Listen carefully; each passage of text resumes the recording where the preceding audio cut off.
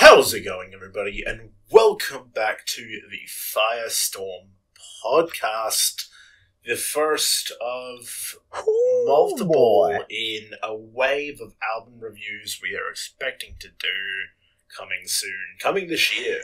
The forecast is giving us album reviews. We got the forecast in from the Weather Channel, baby, and it's got a bunch of album reviews. Hoo-wee! Not weekly, but monthly, perhaps even fortnightly. There's just tons arriving. Fortnite? I'm excited. I don't know, maybe. I don't know. There's just tons. Hey, yo, There's Fortnite? Fortnite Battle Pass. Yeah, there's a lot Number happening. one Victory Royale. Yeah, Fortnite will be bad to get down. Yeah, All there's a load of music coming out, and, you know... Specifically that we like. Yeah, that we like. And, you know, interestingly enough, we have been doing FireStorm long enough to the point where albums from artists we have, like, reviewed previously have gone through another cycle and have now released a new album, like, since then. Yeah. And today is one of them. Foo Fighters and their new album, Hoo-wee! But We're Still Here. Yeah, but we are here. But, Sorry, I'm a fucking moron, but we are here. But here we are, right? But here we are. I'm still a moron. There we go. There but it here is. we are. It's, so, because, it's been a little bit of time since we last talked about Foo Fighters and since we reviewed their previous album, and also since a lot has actually happened with the Foo Fighters, I want to do a brief little summary of, things that have happened before we get into Lore the catch album. up. Yes, the lore catch up. So we reviewed the Medicine at Midnight album around the time it came out in April 2021, 2 years ago. We were in the middle of playing Skyward Sword and Honey Pop 2. That's how far back. Different points in our lives. Yeah, I know. Jeez. Jesus fucking Christ. I had a different job. I had aspirations for life. I was watching. I wasn't completely fucking dead inside. Yeah, I mean, I might be after this because this is meant to be really sad. Anyway, that was morbid. I'm sorry. Foo Fighters released actually a lot of music, but under different names. There was like some sort of thing going on for the record store day, for some sort of store or something. I'm not entirely sure the context behind it, but Foo Fighters released an album of disco covers under the name DGs. Yo. The album is called Hail Satan, but Saturn is actually Saturn, Satin, containing 4 covers of Bee Gees songs and a cover of Andy Gibbs' Shadow Dancing, and plus a few live versions of their Medicine at Midnight songs. So they released that under the name DGs. As well, in February 2022, they released a comedy horror film called Studio 666. It apparently wasn't very good, but that is interesting. Like Dave Grohl, he decided to fucking go for something else. Like he's like, I've wanted to make a movie for a while. Let's fucking do it. So we did it. Fuck it. Now, I respect the grind. yeah. They released an EP of the music in the film under the artist's name Dream Widow. The album was also called Dream Widow. That dropped on March 25th, 2022. And it under some weird tempt of fate, under some weird fucking coincidence and some terrible act of God, I guess, the exact same day as that EP dropped, their drummer Taylor Hawkins passed away on March 25th, 2022, in a hotel in Bogota, Colombia, I think it is. Yeah, the exact same day that EP dropped, he passed away. They cancelled their... Were they on tour? They were on tour. They were. Wow. They were scheduled to perform that night at the Estrico Picnic Festival as part of their South American tour. Man. And instead, the festival stage was turned into a candlelight vigil for Hawkins, and they cancelled their remaining tour dates because Hawkins has been with Foo Fighters since I think the beginning. I need to double check that. That is crazy. But I want to double check that. But I believe, or at the very least since 1999, maybe the second album. I might be. Forgive me if I'm wrong about that. I'm using Wikipedia links for this information. But yeah, Hawkins passed away. I actually changed it 5 minutes ago. Yeah, damn it.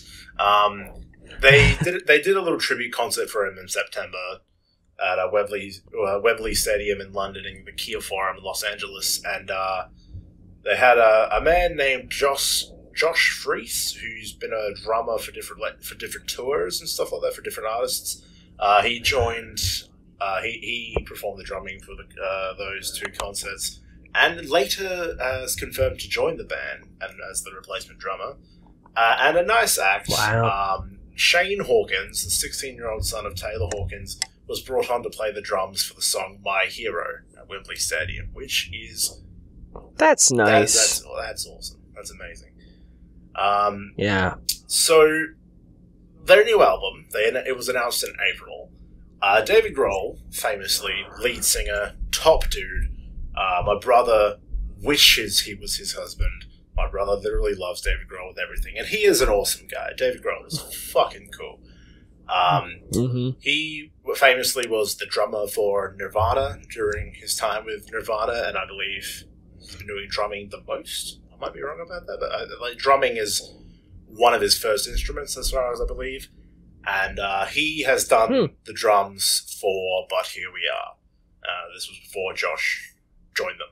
So he's gone back to his roots, and the band has described this album as sonically channeling the naivete of Foo Fighters' original debut album in 1995, but informed by decades of maturity and depth, and while lyrically exploring a brutally honest and emotionally raw response to everything Foo Fighters have endured recently, which is absolutely fair. But the thing that fucking kicks me in the teeth about this as well, not only did David Grohl lose one of his longtime friends in Taylor Hawkins in 2022, his mother also passed away in 2022. So this album is apparently a tribute to both Taylor Hawkins and Virginia. So this, Medicine at Midnight, we both agree was a little bit like a drug trip.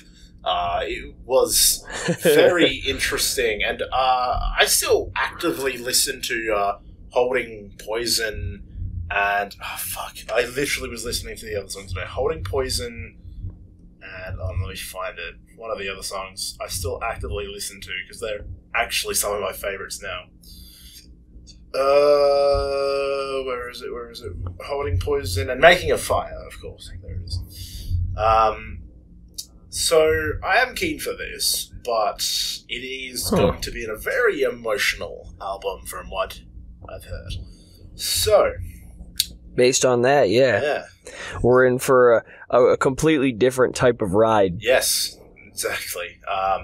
Even just by the presentation of the album, but here we are. And the album art is a white void. I see some lines. I try. There's some words in the bottom right hand corner, but it's very hard to pick out. Hold on. Foo Fighters, but here we are. I'm gonna try. I can't pick it out on Spotify. That's for sure. I know, I'm trying to. I want to see if I can find it on Google. Like high res. Please, I want to see it. I think it just says, "But here we are." I might or Foo Fighters. I might be incredibly wrong about that, but that would make sense, wouldn't it? Yeah, I mean, yeah, it says, "But here we are" in the bottom right-hand corner, very dimly. So, yes, the only song I've heard from this album is the first song, Rescued. It's very good. So, after that 10-minute introduction, I am ready to get into things here. Okay, well, I've heard nothing, so here we go. Very nice. Yeah, I don't if y'all heard the last album review, I'm not someone who regularly listens to Foo Fighters, but it's like I do recognize that they're one of the like longest running bands of this kind of like what would you call them, like a harder rock genre. They've got a lot of prestige essentially, and I very much know of them, so I've been curious about their stuff for a while, so I'm definitely interested to see what the new stuff they've done, and especially with all the lore behind this one. Like, this one is about to be, let's make me cry. So yeah, Foo Fighters so let's jump into it. Yes, Foo Fighters is not only famous, they are famous for making wacky ass songs. A lot of the time their lyrics are just kind of like that doesn't make sense, but it sounds cool. Like, a lot of the time that's what their lyrics comes down to. Like, my brother, so anime basically. Yeah, kind of. My brother, big time fan, grew up in England, has been to every concert he can of Foo Fighters, hasn't even told me that much, so I will take his word for it. But yeah, I've been a fan of them. I've been fortunate enough to see them live a few times, and yeah, definitely saddened by the loss of Taylor, but I am very keen to hear what they have created. All right, then let's just jump into it. All right, so we're gonna just a heads up, if anyone's seeing one of this for the first time, you haven't seen any of our other shit, we can't play the songs in the video, obviously, so find the songs somewhere else and play them in another tab. I don't know, figure something out. We're gonna count down though. So we're gonna listen live and then give us we're gonna give our thoughts as the song plays, but we can't play it in the video, so find it somewhere else. Stupid. Anyway, let's start track number 1 in 3, 2, 1, go.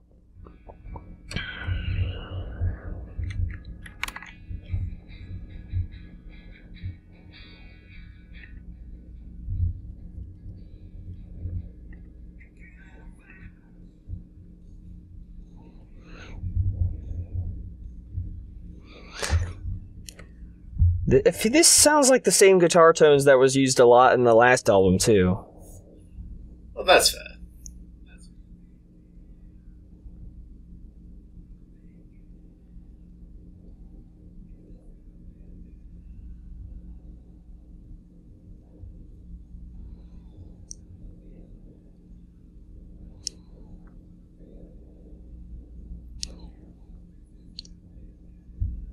This already sounds more emotional than anything I remember from the last album. Yeah, it's less wacky. It feels very focused this time around.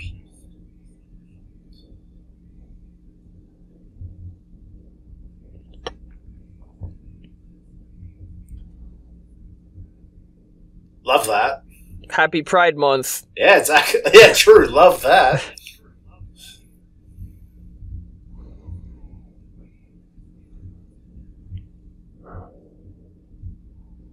Nice.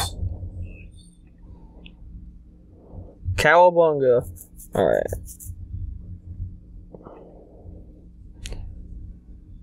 I'm surprised I have yet. Well, then again, I expect this to be playing on the radio often. I have not listened to radio in a while.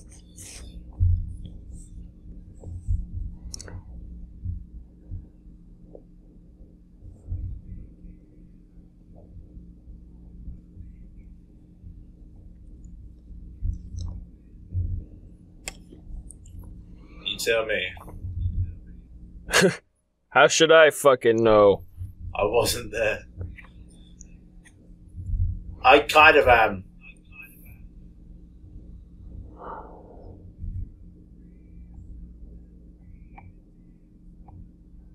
To some degree.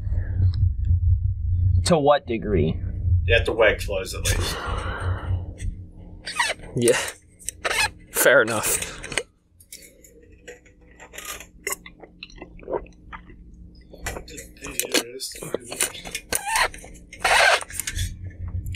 We all are in some way. From this mortal coil. Free me. Rescue me. Please.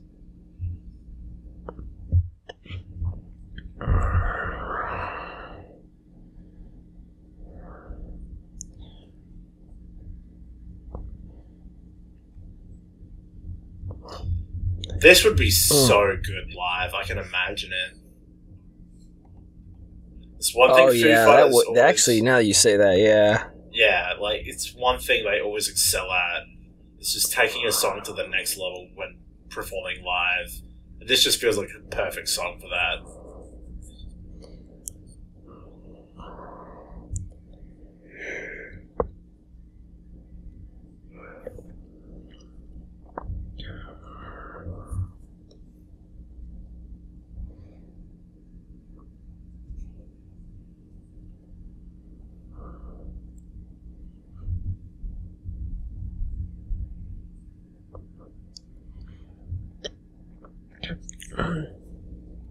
That's cool. That was a cool little thing. This thing. The build.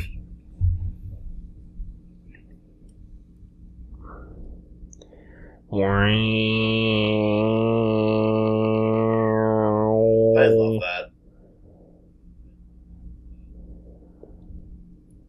Yeah, definitely you're right. It sounds a lot more like what you see compared to the last album. It sounds the guitar tone sounds the same as it did in the last album, but it definitely feels less meandering. Yeah, like it feels like they actually they set out with like a real purpose that in that song. Mm-hmm. I still felt like it dawdled a bit, like, especially like in those parts after the chorus where he just repeated like rescue or whatever the fuck that was. It definitely felt like that, but I feel like that works because after you said this would be good live, that is definitely something that they will be performing live. Like that'll be the opener or something like that. Like that'll be one of the more hype songs that they do live, other than like the classics. But like, yeah. That is, like, that would be something that would be really good live, I think. Like, I don't think I'll come back to that too much, like, as, like, a casual listener, but live, that would be great, for sure. Like, no doubt about that. Yeah. You're right. A little bit repetitive, but I think that was the point. It's gonna be a song that everyone can quite easily sing along with while live. And you're right, I felt like Medicine at Midnight, they were very much experimenting with different sounds, with different effects, with different, like, figuring out what they could just make. And since they're kind of going back to their older stuff, they're streamlining and just fully focused rock is, like, that's what we're getting here. I'm expecting a little bit more slower emotional stuff to come up at some point. But I do like the homage, the more classic style of rock. That's what they're going for. Yeah. And Rescue. I like it, and I can't wait to sing it live if I get the chance. I expect that to happen. Hell yeah. Okay. Shit, something messed up. Alright, we're good. Okay, so moving on. Track number 2 is called Under You. Holy fuck. Someone's a bottom. What? I just noticed track 9 is 10 minutes long. Oh, shit. What the fuck? What? Fuck. Man. Damn, I should get some popcorn. You might. All right. Might need to. No, someone's a bottom. You're correct. Yeah. Who will it be? Let's find out.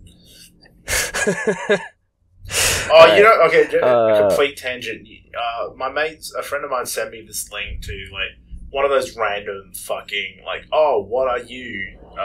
Enter your name, figure out a thing you are, sort of generator thing. Like, it's just like, what position? Right, yeah. And I literally put in your name. I put in Trent.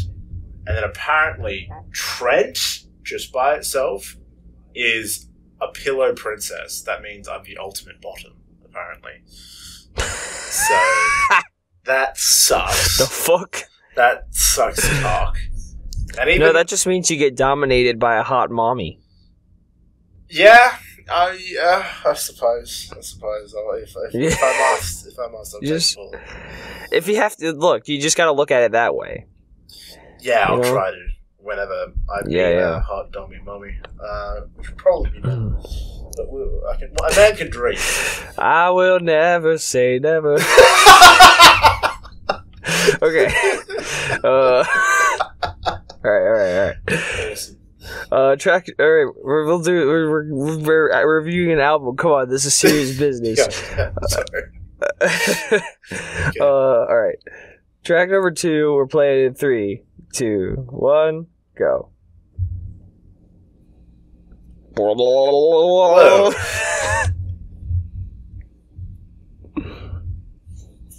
This does sound like an old Foo Fighters song. Shit.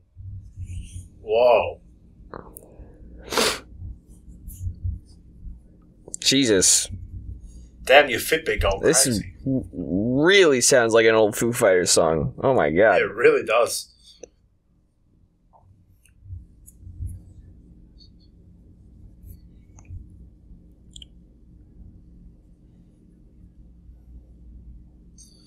Damn, that's... yeah. Pain. That is pain.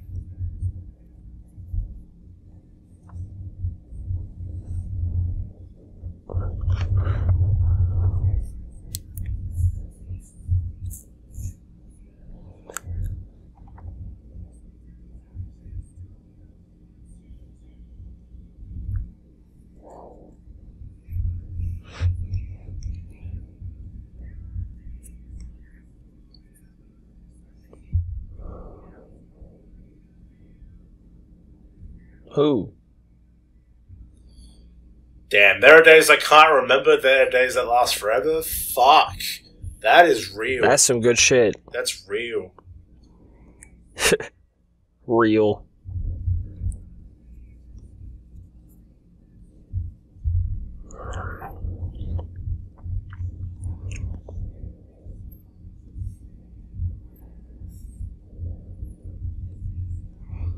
Bro, I am vibing.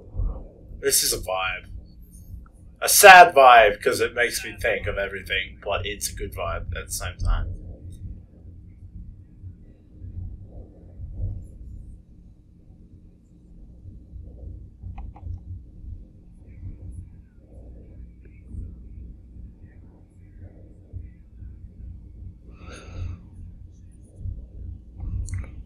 He has more of a southern accent than I remember.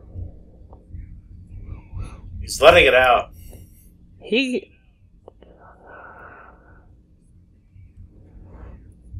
letting his cowboy out. Yeehaw. Man, I can't believe how old it sounds, but that's so cool.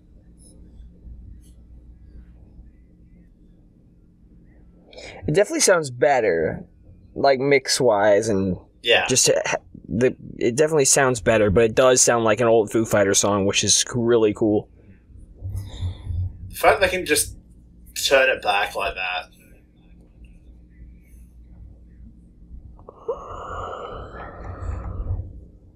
And that was a quick 3 minutes, but I was vibing the whole time.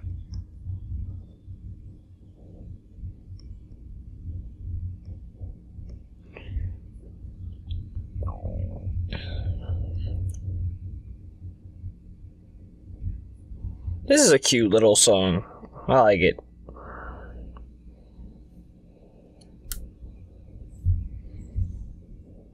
I don't know who he's coming out from under, but I believe in him. The eyes of God. Maybe. I'm not sure. That was nice. That Who was cares? cool. Like, I did like that a lot. You're right. That just took me back to an old Foo Fighters album. Like, it's a weird feeling. I mean, I've really only heard "Learn to Fly," so like, yeah. I mean, fair other enough, than like Medicine at Midnight, yeah. For me, like that took me back to like when I was going. I don't know why. I just had a vision in my head of like me, my brother, and my sister driving to like my first concert, which was a Foo Fighters concert in 2015. just listening to Foo Fighters on the way down. And, like, I only knew half the songs at the time, but, like, the ones I didn't know were the older ones. And it just made me feel like that.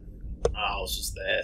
Yeah. That was good. And that was, like, you can tell. The lyrics all hit different with the context. Like, you understand it a bit better. And it's...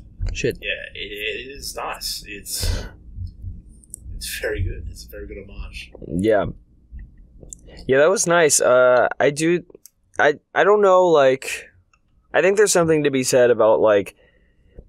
As a song, I know this it's what they're going for, but like it's very much the same kind of it has the same, I guess, energy is what you would call it. I don't really know the technical term for it, but like it has the same kind of feeling throughout the entire song. It never really has any dynamic, it doesn't have any dynamics. Like it just kind of stays at that same sort of high energy level the whole time. It never really dips. It never really gets super... gets much higher than it is, just kind of stays there. It's very level feeling. And that's fine, because that's, I think, what they were going for here, and that's very much a Foo Fighters, old Foo Fighters kind of thing, I think, where they just kind of go, and they stay at that same energy level the whole time. So there's something to be said about that, but I think since it's what they're going for, they definitely pulled it off, and yeah, like you said, that 3 minutes and 40 seconds or whatever, that I blinked and that went by. So that was good. I really liked that one. That's a good description. Good shit. That's a good description. A lot of those songs keep the same energy the whole time. I didn't really notice that until you pointed that out. That's actually a good point. They did do that, and it's good. Yeah, because like Learn to Fly is like is the same, right? They just kind of have that same energy level, and like. It's something that I noticed immediately because for like anime is the opposite. It's constantly dipping up and like anime songs are constantly dipping up and down, and like you've got like a little downtime before the pre-chorus where maybe like the drums stop and you've got like a little piano and then just bam, everything kicks back in for the chorus. Yeah. So like that's something I'll notice immediately. Like and I think it's cool depending on like what you're going for, and I think these guys pull it off really well. It's cool that you've given me the context that David Grohl's doing the drums on this too. Very cool. I like that. All right. Very keen. So the next one. Now we're in unexplored territory. No singles here. Balls deep. Okay. Hearing Voices is track number 3. Me too. Fuck. I should go to a doctor. Where's my meds? Yep. Anyway, I hear a voice. I hear voices in my head. It tells me you need some popcorn for track number 9. Yeah, sure. That's what the voices are telling me right now. I was trying to think of something funnier than that, but whatever.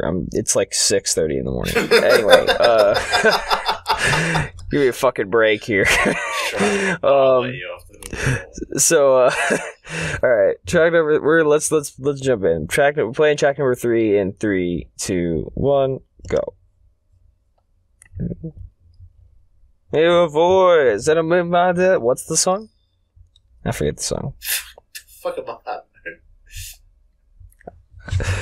It's maybe Imagine Dragons or something. I don't know. Look around you.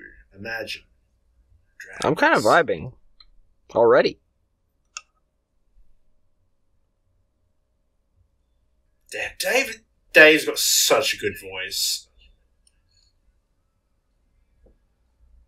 None of them are you? That's depressing.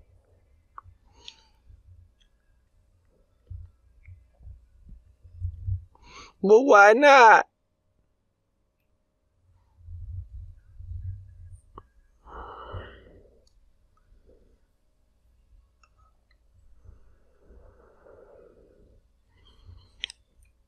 No one tries like you.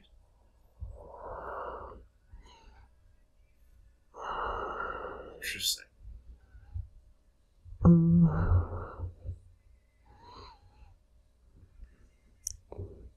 Yeah. I got that. Man, We're good. Fucking love Dave's voice. He's such a good singer.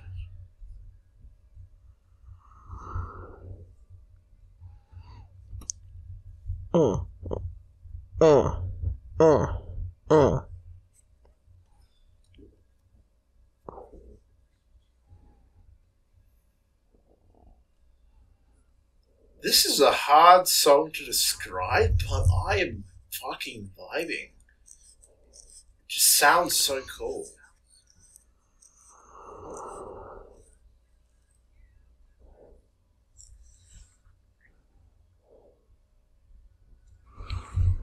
This almost sounds like if Medicine at Midnight was had a purpose behind it. It's just like Medicine at Midnight just before you take drugs. Before the drugs actually hit. Yeah, this is like the build-up. I don't know, I've never taken hard drugs. I don't know if there's a build-up or not. Maybe there is. I just pretend.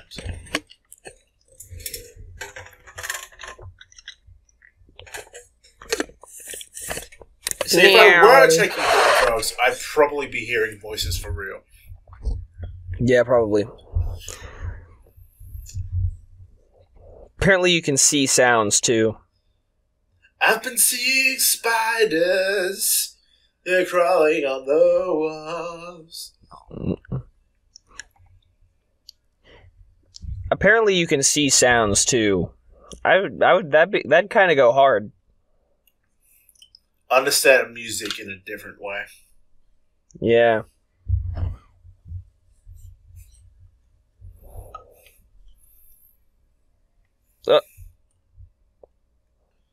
Oh, come on now.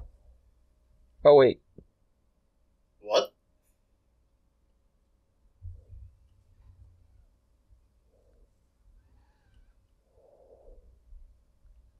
Huh.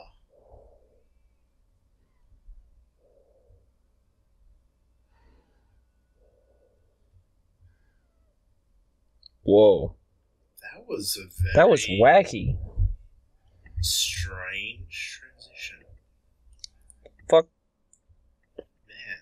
Alright.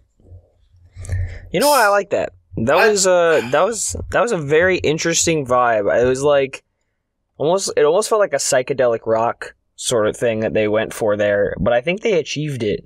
And maybe not quite on the same level as psychedelic rock, but it was sort of like that kind of vibe mixed in with their usual style. And I liked what they were going for, and I appreciate like how they pulled it off.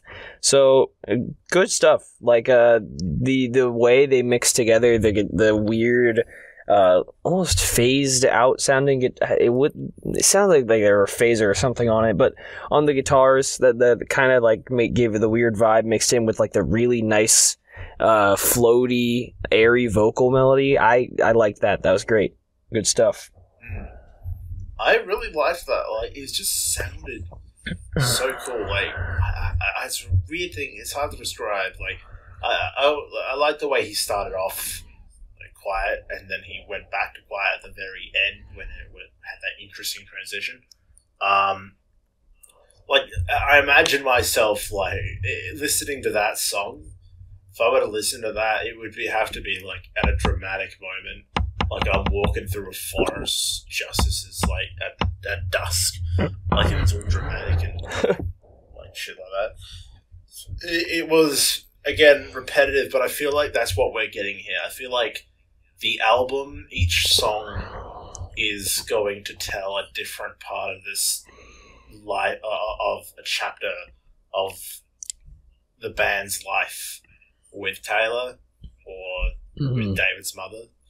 And I feel like that's why each song has sounded totally different. They've had different words to describe love and loss, and they're keeping that. They're consistent with that. Every song has a different message, and I liked the sound of that. I don't imagine seeking it out unless it's for a very specific reason, like a very specific moment in my life where I'm like, I need this. I don't think it's going to be something I chuck in a playlist and let shuffle. Maybe, actually. I don't think I would mind if it came on, but I wouldn't pay much attention to it. But yeah, oh well. Yeah, that was good. Yeah, it's the thing when they have like the when the songs keep like the same energy level all the time. It kind of like makes you tune out and like just because it never really changes anything. It just goes for however long it lasts.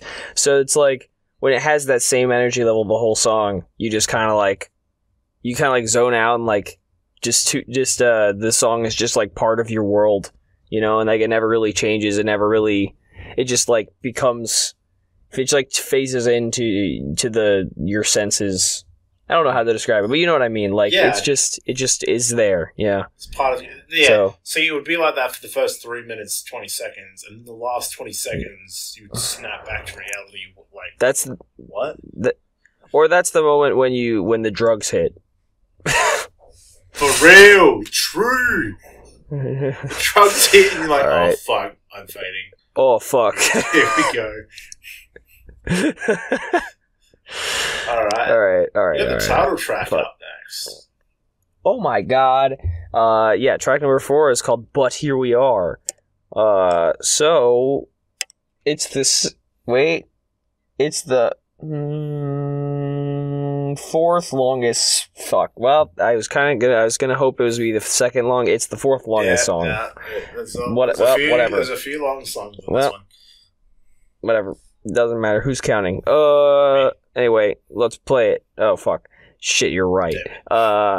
Fuck. Anyway, all right, we're playing in 3, 2, 1, go. This sound.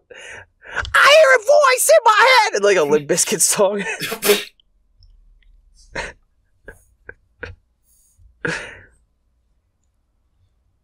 I just thought it was about to break down with fucking Fred Durst. It's my way or the highway.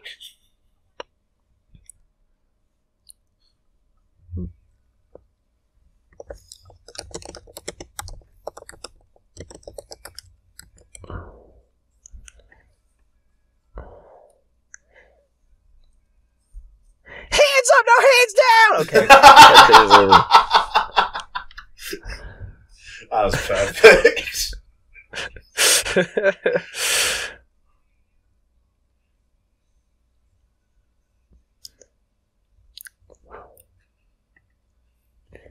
Tell me what you're gonna do now. See, that interesting intro that sounded like a fucking Limp Bizkit song. I feel like when they perform this live, that's going to be looping for like a minute while they're talking, and then it's going to kick in. Yeah. I can hear it. And then Fred Durst is going to show up out of nowhere. Fred Durst is going to explode from the fucking rampway. He's going to start singing. There's like a fake explosion. It just shows up. That'd be so fucking funny. This is emotional, I'm sorry. Yeah, it really is. Saved you my Here I am talking about Fred Durst. Yeah, sorry. Wrong time for Fred Durst. This is a cool little part. Have you ever noticed that? How we always make the dumbest bits during the most emotional parts of albums? Yes. We do that often. And what a bad habit. Yeah, I know. We're sorry, guys. You know who's not sorry? Fred Durst. Fred Durst is not apologetic.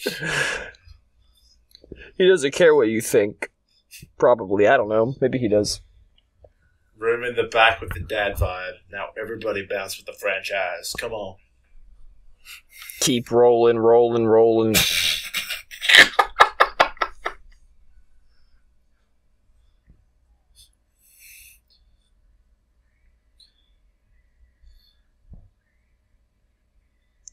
Meow.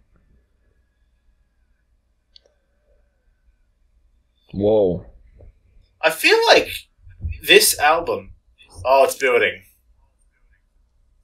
Okay. Saved You My Art, but here we are. I do love that.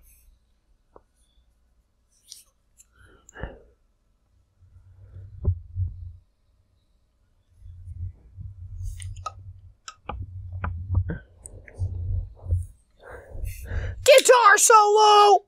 I feel like this whole album is like my worst enemy because I normally pay attention to instrumental and not the lyrics, but the instrumentals have been, you're right, keeping the same energy. So I kind of am forced to listen to the lyrics, and the lyrics are so emotional. But we're talking about Fred Durst, and it's such a hard conflict. Here it is.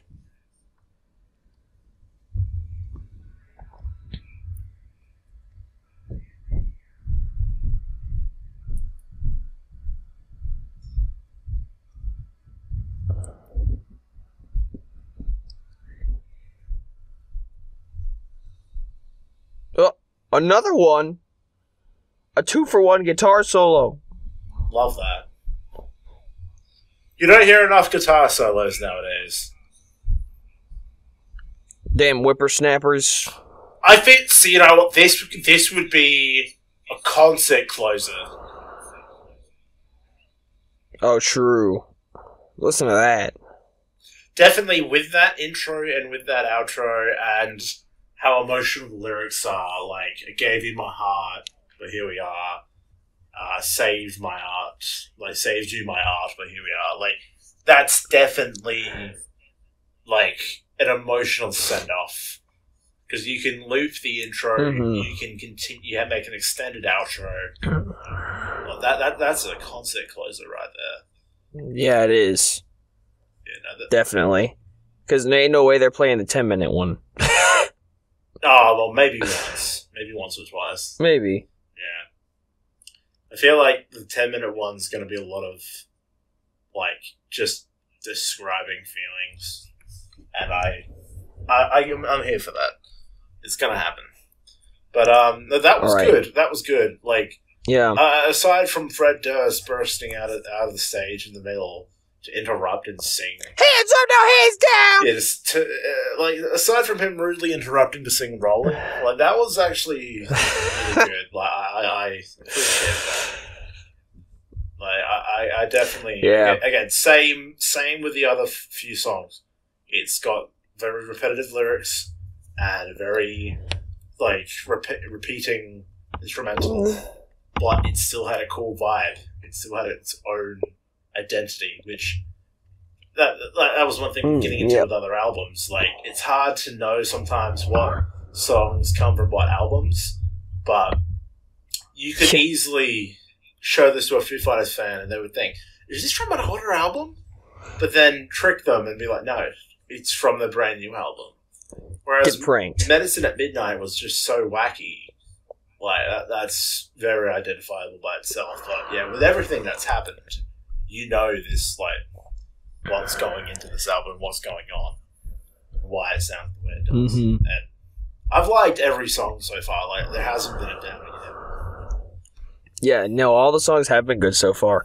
I agree. That was I think so far that was the emotional high point of the albums. I'm sure it'll be.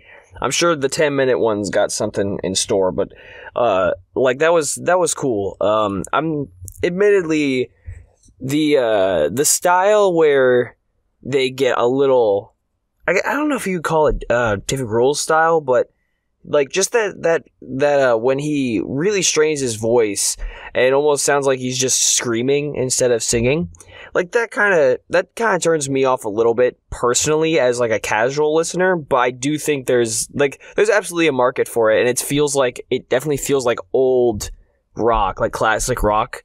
Like, I feel like a lot of people in this era, where especially like Foo Fighters in the older era, like maybe in the 90s or whatever, I feel like there were a lot of singers who sang like that. Like, that was kind of like a trademark of that older hard rock era. So I definitely think it does sound cool, but it's kind of like, for me, just personally, it's like, okay, man, I don't want you to hurt your voice. It just sounds kind of, it doesn't sit right with me, but it does sound cool, and it did make it more emotional, so I appreciate what it accomplished there. So that was good. I do think that was probably, like, lyrically a little better than the other ones so far, just because it had that emotional factor going for it. But yeah, it kind of just, it didn't really make it to the next level. It was just kind of like, okay, yeah, cool. So actually, Dave is very good at doing that. Like, a lot of the time, it sounds like he's straining his voice, and he definitely does that intentionally. But, like, it's definitely intentional. He does that on stage, and then he's, like, completely fine. Like, the fact that he doesn't lose his voice more. It sounds painful. Like, he performs how many times a week, and he's able to pull that off, like, all the time. Like, how the fuck? How does this man do this? It's crazy. Crazy, man. Also, I know we literally caught ourselves out because we do somehow talk shit during the most emotional songs. We're not trying to be dicks. We just are dicks, all right? Like it comes naturally. We're not trying to be offensive. It just happens. We're sorry. Yep. Yeah, sorry about that. I just couldn't resist the Limp Bizkit. It affected me. Look, you gotta let emotions take over. When I feel sad, I feel sad, and when I feel like rolling, and when I feel like Limp Bizkit, when I feel like rolling, I'm going to do it. All right. So, anyway, you don't know what's going to hit next. I just remember the. I don't even remember what it was. Probably something about dicks or whatever during that one Lightscape song. That was just all piano. Do you remember that? I think I do. Like, I remember there was a few of the. That was definitely the piano song. We're just, what the fuck were we talking? Dicks or something? Like, I don't even remember. It was definitely dicks or something. Yeah, look, like cum or whatever. We're sorry, but there's gonna be more of this. If you don't like it, I'm sorry. It's just man. Hey, it's just the way we roll. How about this? To make up for it, we'll stay silent for the entire 10 minutes. 10 minutes of pure silence. 10 minutes of fucking nothing. I'll turn the microphone volume catcher thing down, and you will not hear it. Yep. You're welcome. Alright. Look, that's just right. The way it rolls. We pay attention to the songs, we talk shit. It's gonna happen. Anyway. Next song. Yep. Next song. Alright. Track number 5 is called The Glass. So we're looking at something that we can't influence. And that sounds sad. So, alright. We're going to go ahead and play track number 5 in 3, 2, 1, go. This is already sad.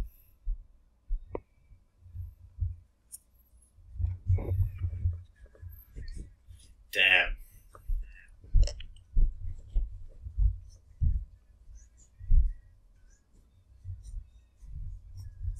Yikes. Fuck.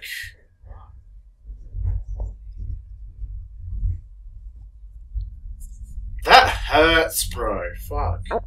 Yeah, dude. I'm in pain.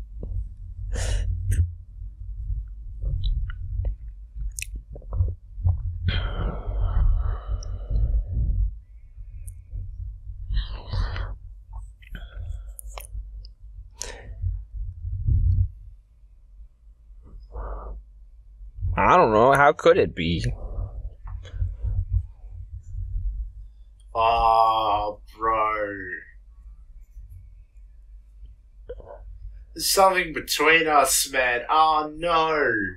That hurts.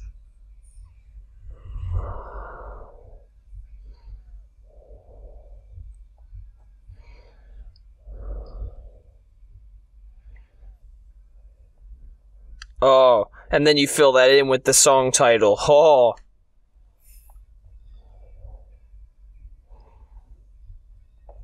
There's something between us. Oh, no.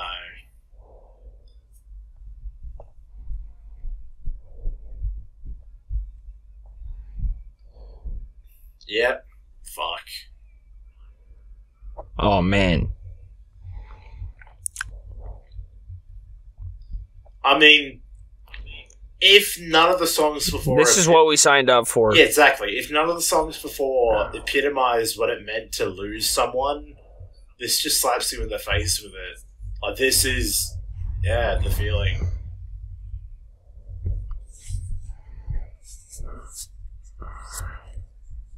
This definitely sounds like something that would play in like a movie from the mid 2000s, like right after the main character loses their dad or whatever. Yeah. Like during a montage, they're like walking through the rain. Just looking up to the sky and shit. Oh man. There is something between us, the barrier of life and death.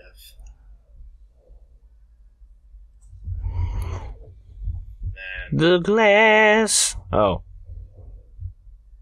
Darn.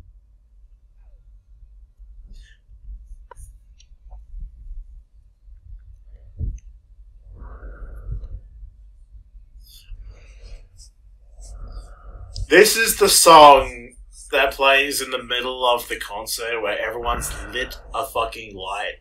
Like, everyone's got a flashlight swaying from side to side.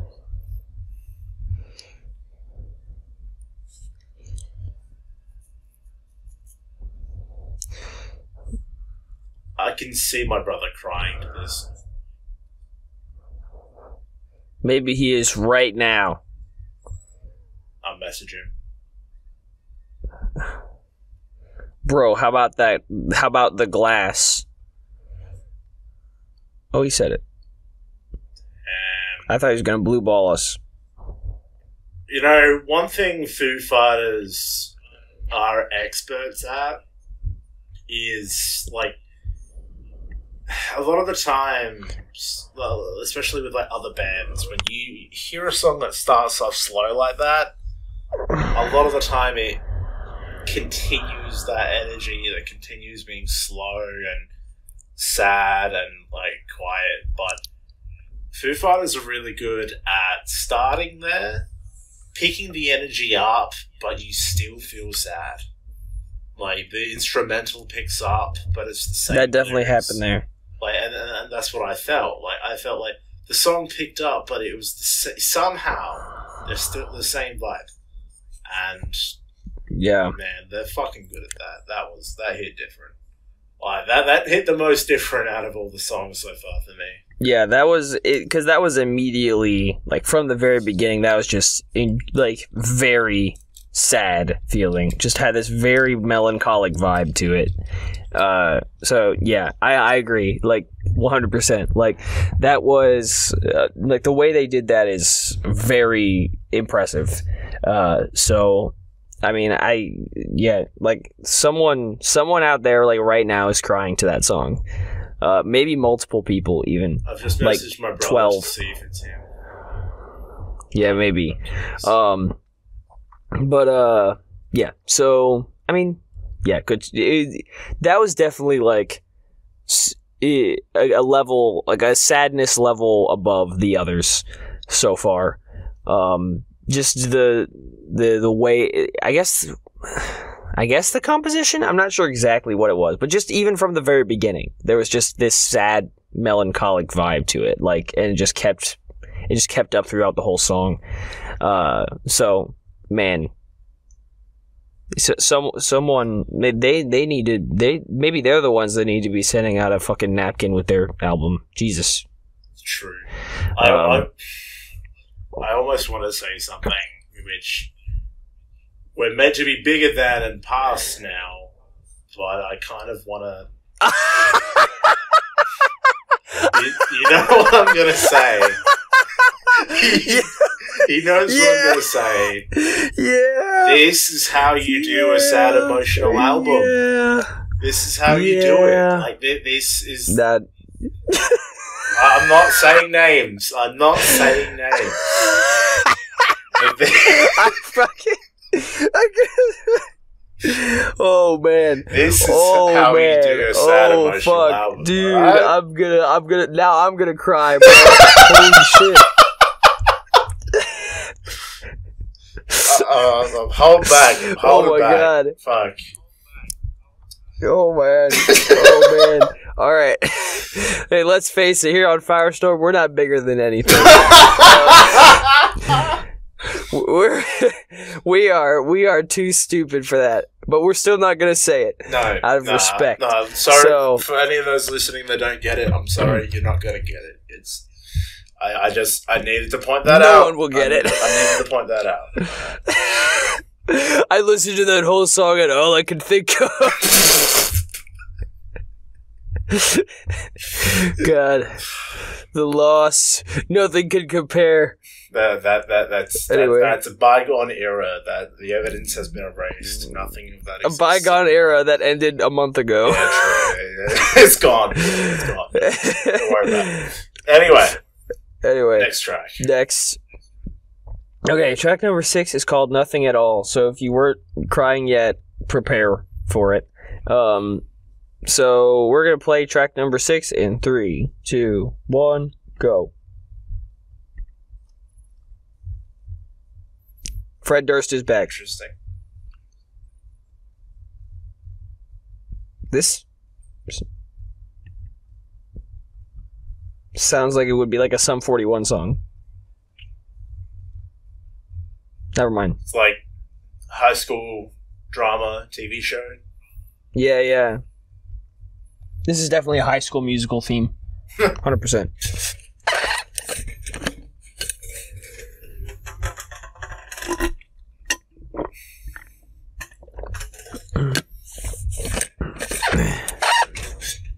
What are the words to bet on it?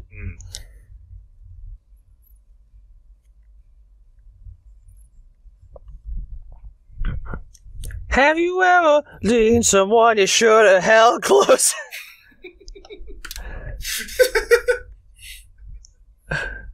What are the words to bet on it? I forgot. Alright, come on. Here we go.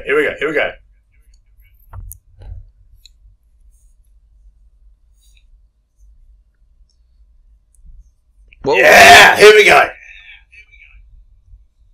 Okay, this is not a crier. I thought it was be. I was wrong.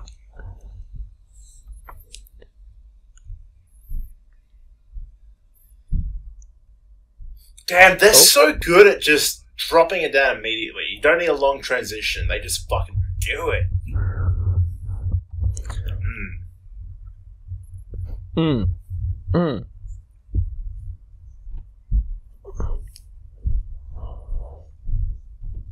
The tempo changes are very interesting.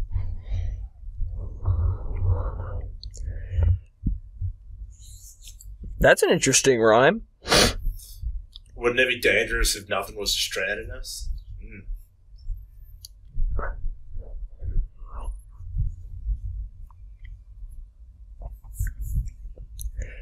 That's using your imagination right there.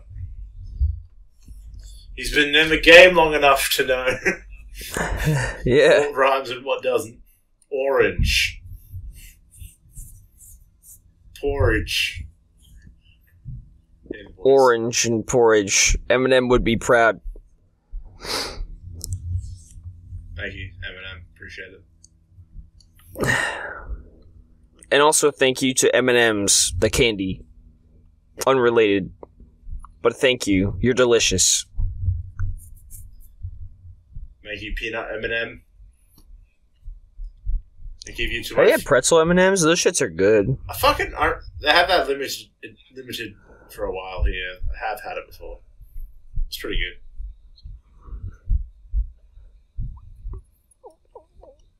My friend with a peanut allergy ate peanut M&Ms once.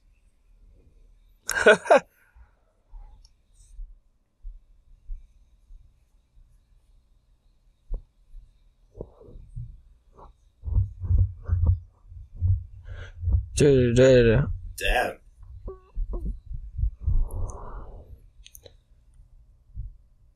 Nice. Whoa. That was cool. Whoa. That was definitely more like I'm not gonna discredit the song at all by calling it like it was definitely felt more like a filler song compared to the rest. Like yeah, what I would normally expect from a rock album. But that still had it like that was still like you're right, the tempo changes were so sudden and so impactful that like it still unique and easily identifiable. Yeah. But yeah, definitely. I like that. And like the lyrics, like this time, like I think because there was more variety, almost like there's more variety to the lyrics, so they were a bit less impactful in a weird way. Like, as much as I don't like repeating lyrics often, somehow the more variety made it hit less. It was weird, but like the lyrics that really hit me at the end was like, I think it said like, "Never mind, love and hate, peace of mind. It's a bit too late." Like that was like, okay, that got me thinking.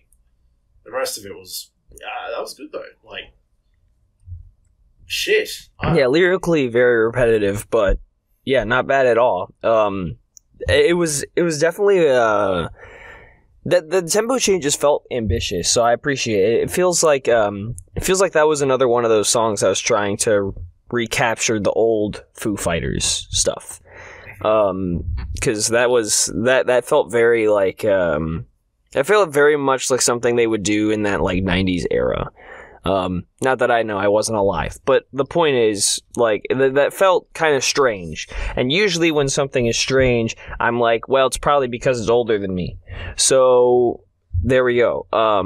That's probably not true, but the point is, it felt like another one of those old Foo Fighters songs. Like, it kind of felt like it was trying to do that. And according to the lore dump at the beginning, that is something they were trying to do with this album. So that's what I'm attributing that to. So, but yeah, I liked it. Very definitely the most lyrically repetitive, but I do appreciate the ambition of the tempo changes, and I think they pull it off really well. So I disagree with it being the most lyrically repetitive. But I felt the opposite.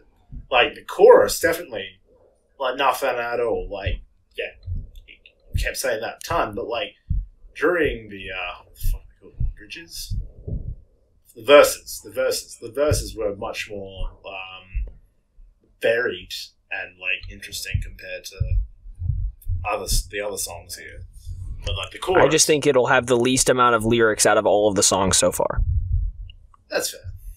Yeah, that's fair. All right. And I got tired of hearing the same shit over and over again. So therefore, lyrically repetitive. Yeah, you know what? Valid. That's valid. Yeah. So, there you go. So, not bad at all. We were talking about peanut M&Ms at the end. That's how repetitive it got. Yeah. Yeah, true. All right. Okay, the next track number 7, is called "Show Me How," to Dougie. So, get in.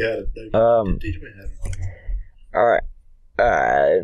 Let's play it in 3, 2, 1, go.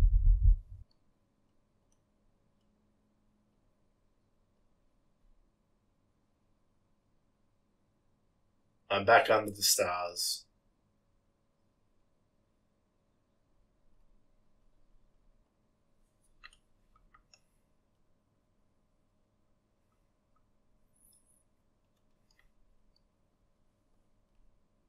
Wow. Wasn't expecting that.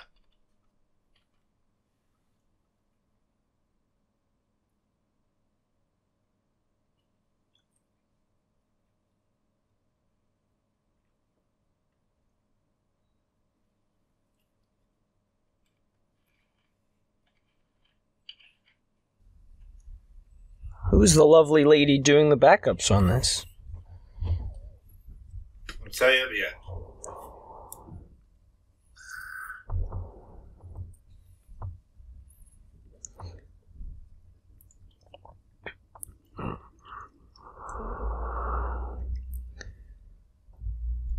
This is wonderful.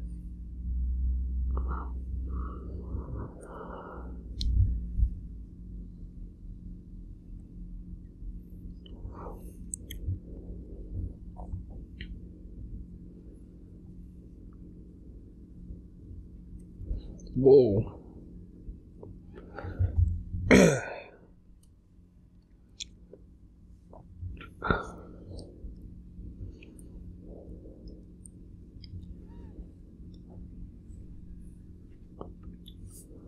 Whoa.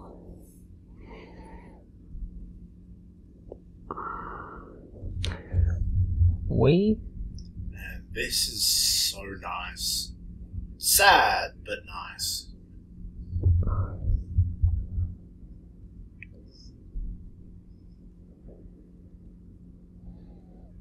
You did.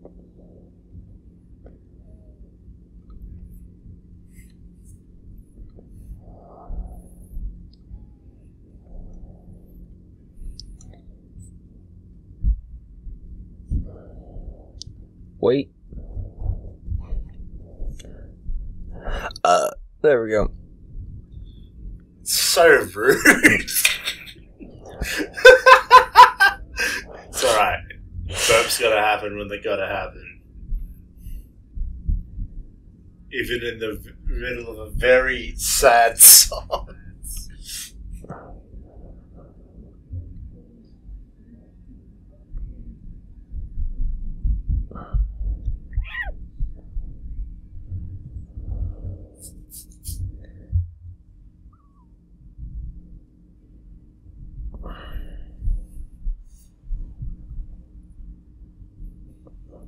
This is what I mean by Dave's range. Like, he's been singing for that long, he just nails everything. Well, the quiet singing here is so nice.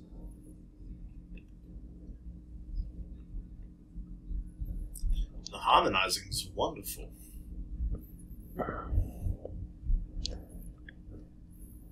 Yes. It's gonna get a bit repetitive now, but that's okay.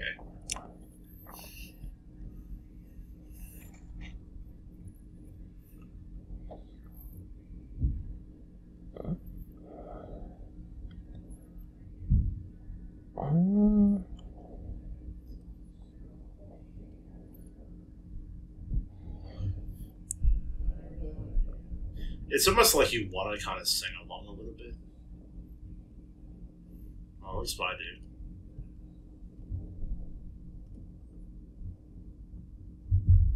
Oh, they almost fooled me into thinking that was the end. Yeah.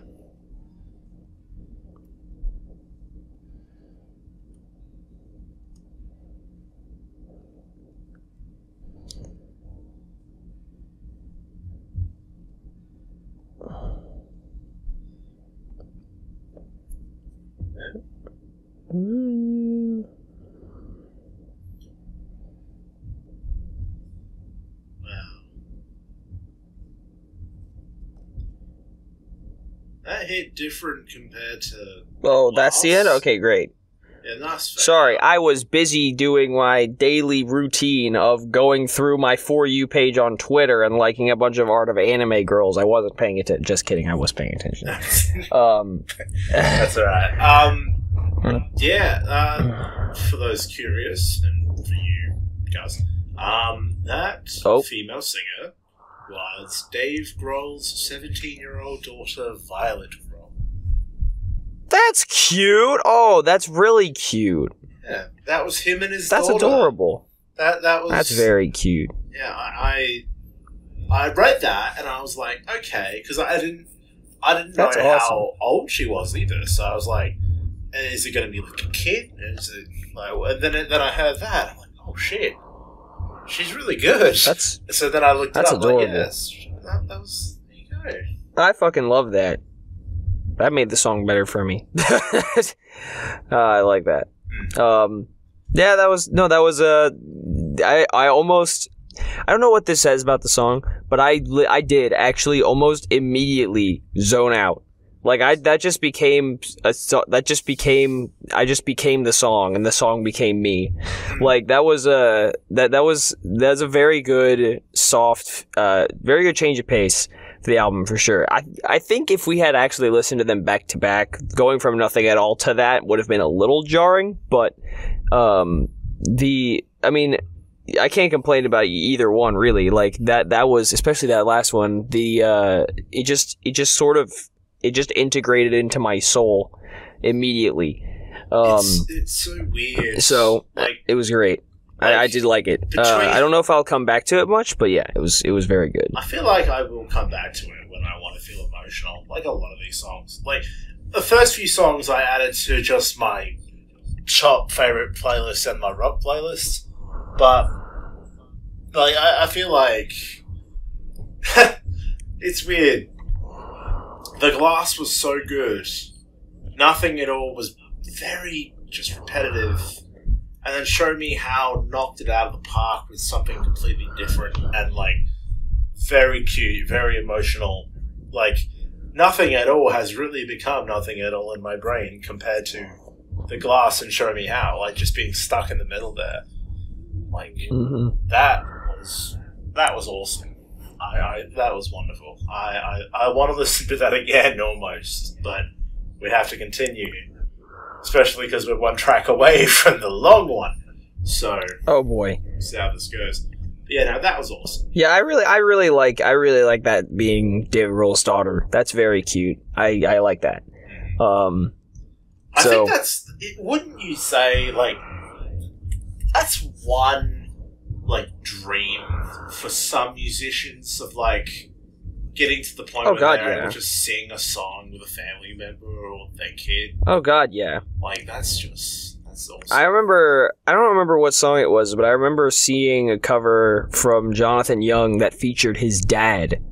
I'm like, that's cool. That's cool. I don't remember which song it was. Probably like something from the Goofy movie or some shit like that.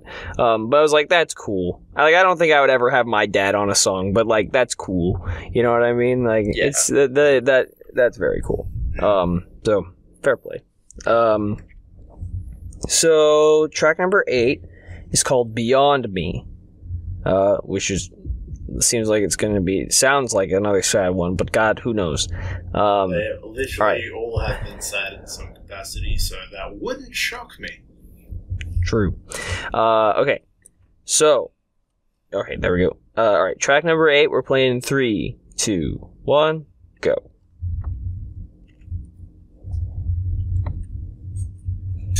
Look at this photograph. Alright, I'm done. I swear. No, that's fine. I get it.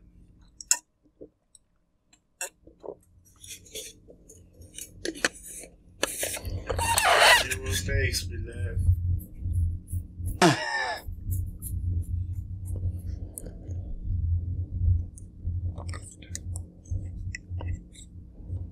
Is this a love song?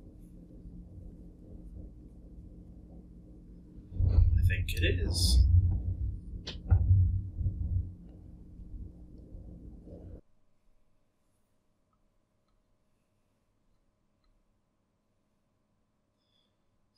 So this is what I expected.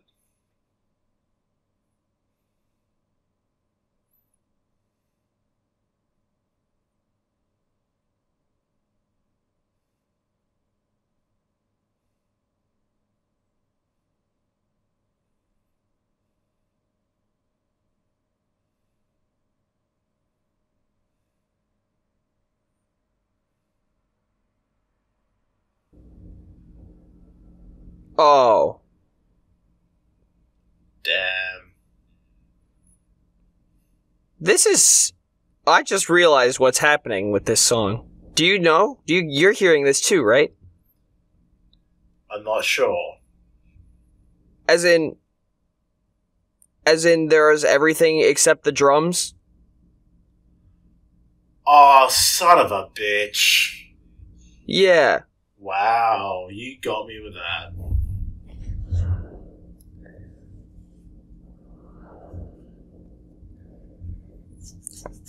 Oh, fuck. I should have kept talking about fucking... Oh, no, there it is. Fuck. You fucking got me there, bro. I should have kept talking about Nickelback. I had tears welling in my eyes.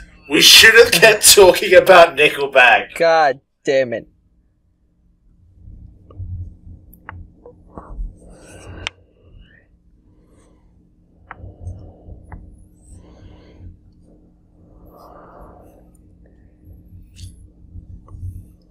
Raise your lights to the sky, boys and girls.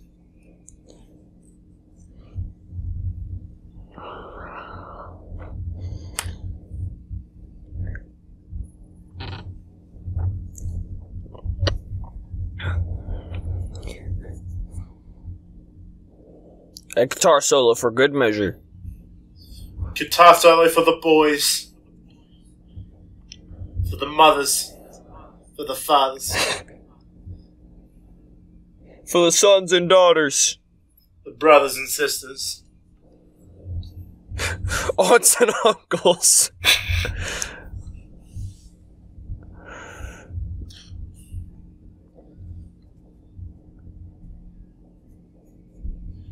How did our eyes get so red? And what the hell is on Johnny's head?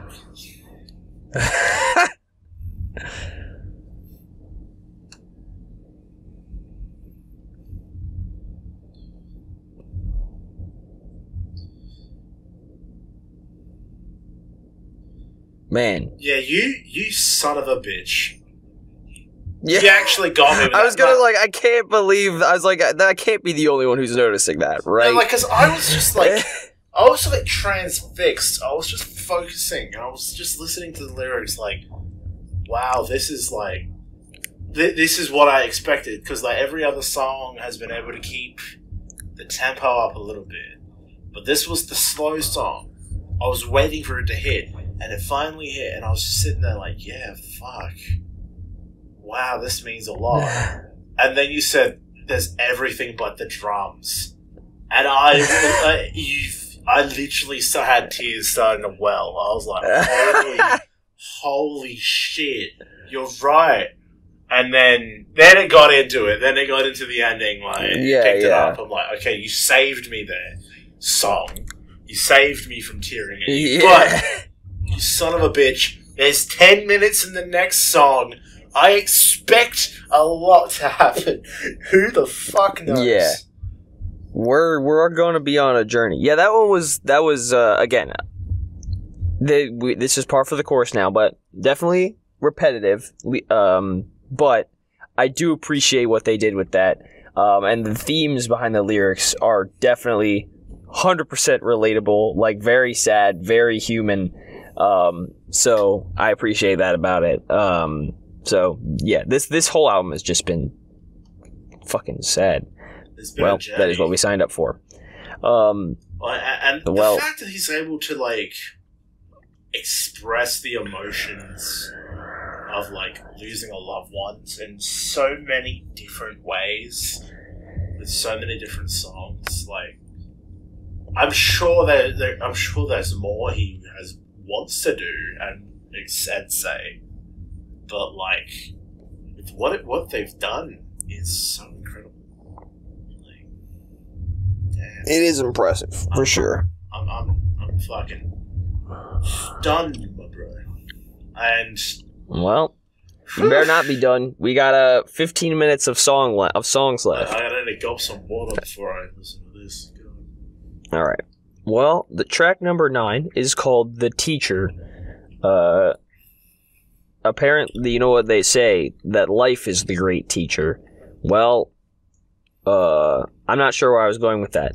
But point is, this track is 10 minutes long. I think the closest thing we've had to this is the Mystic Crystal. Was that longer or shorter? That was I can't remember. It was either 7 or 11. Let me quickly look it up. Yeah, we have had a long song on the album reviews before. But this one is not the Mystic Crystal. No. I assume.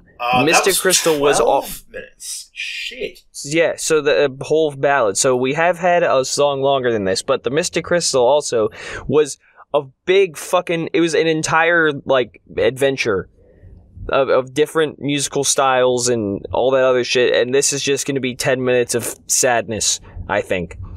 Maybe. Who knows? Well, yeah, technically 12 minutes was the song, 12 minutes and a half was the music video. Even still, that was longer than this. This, is this going to be an adventure, or is this going to be... I don't know why. I feel like there's going to be 4 different people singing. I'm probably wrong. Get the daughter back in. Come on. What's her name? Violet? Get her in. Violet. I don't know. I'm probably definitely wrong. But who knows? Let's see what happens. We're about to find out. Yeah, let's get into We're about to find out. All right. Playing track number 9 in 3, 2, 1, go. Well, A little off, but that's fine, whatever.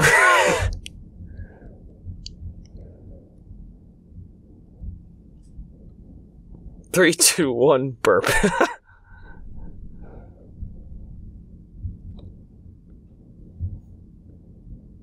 We might be in for a journey.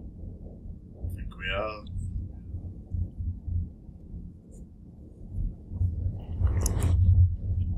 Who's at the door? My 6th grade history teacher. That's what the song is about. I forgot to hand out my assignment 7 years ago. You're under arrest.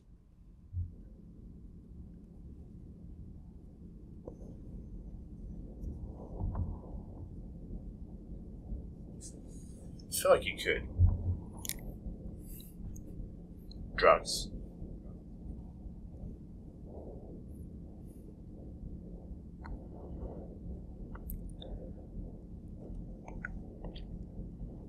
I don't know.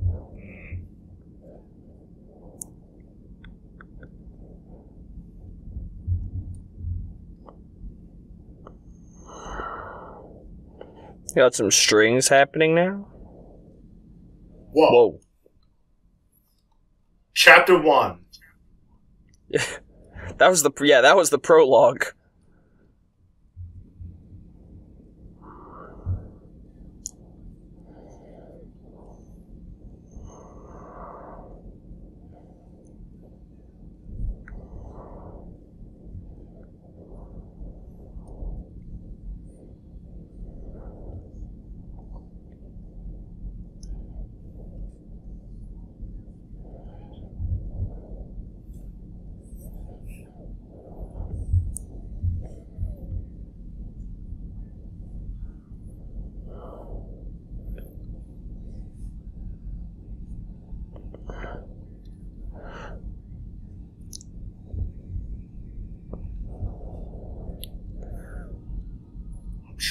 I'm so...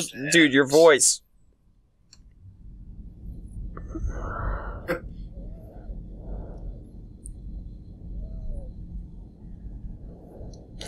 What? My 7th grade English teacher?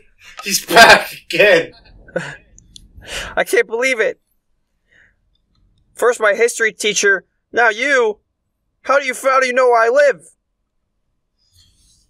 What? You have a group WhatsApp and you share the location of my address with all my old teachers. Just because I forgot some assignments. Why is my year 9 maths teacher telling me to wake up? I'm an adult. I don't need to go to school. Yeah. No, I want to sleep in. What do you mean I have to be in the science fair this year? Imagine if it was just saying wake up for 10 minutes. Baking soda volcano.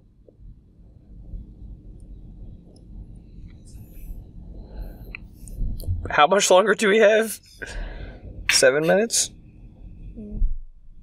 Chapter 2. It's just that. Fuck! Yeah, we're at chapter 2 now. Intermission, where he says wake up a lot.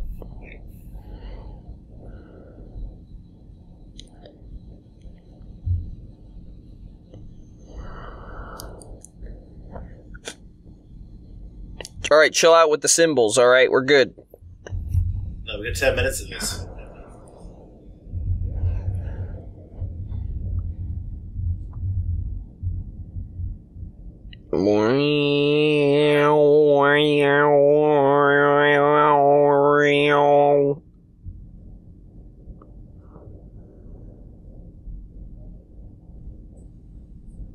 Whoa. Chapter 3. Stones can be torn. Oh, it's people.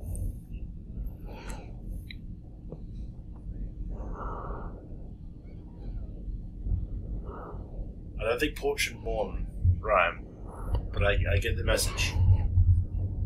What is the I gotta know now. Yeah, I can't be left in suspense. Why is my Year 9 history teacher asking me where he will wake up? I don't know. Yeah. Are you homeless? What is the plan for tomorrow?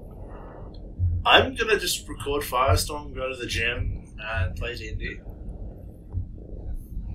That's what I'm doing tomorrow.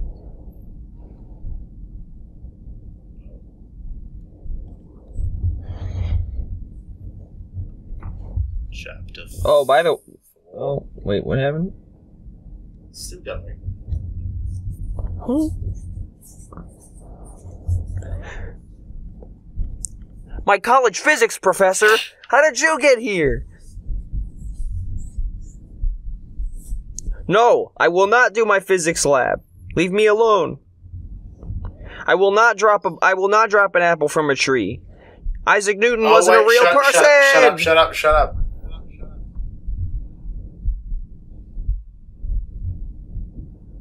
I think this is for his mother, this one. Well, that would make sense, wouldn't it?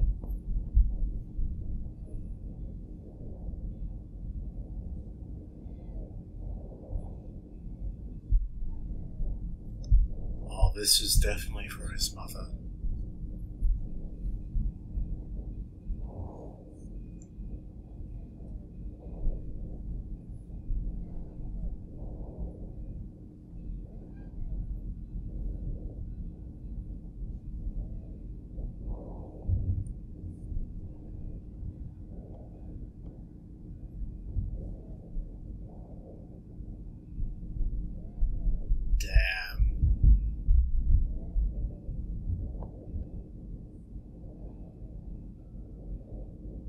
Man, how many breaths does one man need? That hurts in a different way. When you're losing someone and you know it's happening. Living every minute, like counting every minute, living breath by breath.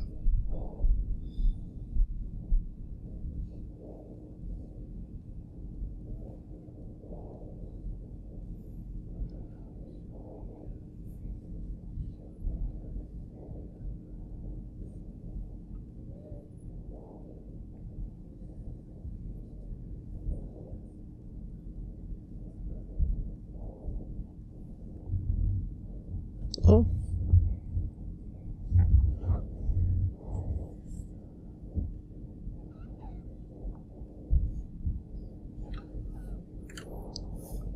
Greg Heffley's burner account. I don't know the circumstances of how he lost his mother, because I believe they kept it, or they didn't really publicize it much at the time. But these lyrics especially make me feel like you're sitting with someone in a hospital bed, you know their time is coming, but you're cherishing what minutes you have left. Yeah. And then your science teacher walks in. And then... And it makes things really awkward. It's like, how did you find this place? Can I have some privacy, please? Jesus Christ. All I wanted was to see my mom. I didn't come here to be reminded of the assignment I didn't turn in.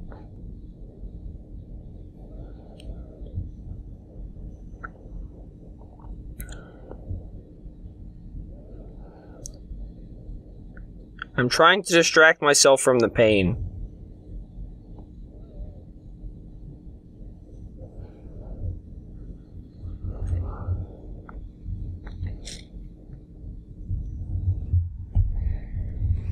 Oh, man.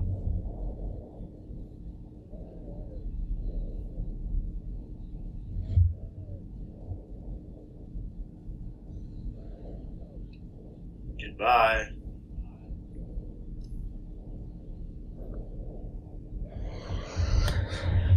Oh.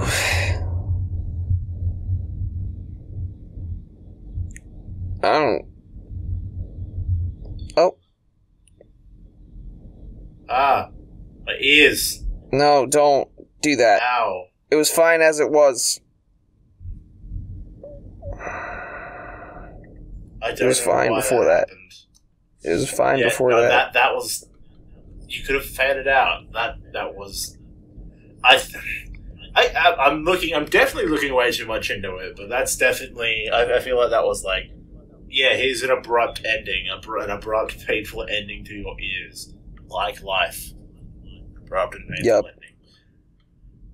Wow, that 10 minutes, definitely had its chapters. I had a visit from 4 teachers. Just kidding. They all burst in the room. I can't believe it. Unbelievable. Yeah, I feel like most of the tracks here were definitely for Taylor, but that one definitely felt like for his mother, to me at least. Like, the title "The Teacher" definitely suggests that as well. Yeah, and like, you taught me how to grieve, but never how to say goodbye. Like, both of us are. I'm assuming, but I haven't actually asked. But I'm assuming both of us are fortunate enough at this stage in our life to have not lost a parent. Yes. So I'm not exactly aware of the feeling. I will tell a very, very brief story, but it gave me vibes of this. Like, what I said about it gave me the feeling of like you're sitting with someone and they're in a hospital bed and you know their time is coming, but you just don't know when. Years ago, my then friend / ex, it was hard to describe what we really were, but ex, that person, their father, their parents were very good people, and their father was passing away because of lung cancer. And I was very fortunate to be one of the few people that saw them in the hospital in the city, and my sister treated them at the hospital in our local town when they asked if they could have them move to the local town to pass away closer to home and everyone could come see them. And I remember sitting next to him, talking to him during like the last time I got to properly talk to him, and just that feeling of dread that hits you. It's like, you know what's coming, but you just don't want to think about that. And like, that's I just kind of got taken back to then. If anyone's actually, I'm not trying to dox myself or dox my friend or my ex or anything like that, but if you have been one of the very, very few people to have read my book, the In Memoriam is dedicated to them. One of the last things they ever said to me was to take care of my friend, like their daughter. And that's always like just hit different. Like, yeah, wow. It's just one of those things that, like, I've been fortunate to not lose any close family members, but I've still lost people that were close to me. And that whole song was its own message, but it was only when it really started getting to those lyrics of like try and make good with the air that's left, counting every minute, living breath by breath. Yeah. It made me think of that. That gave me that feeling. So sorry to share the downer story, but this whole album is breaking those news. Sorts of vibes. This whole album is a downer.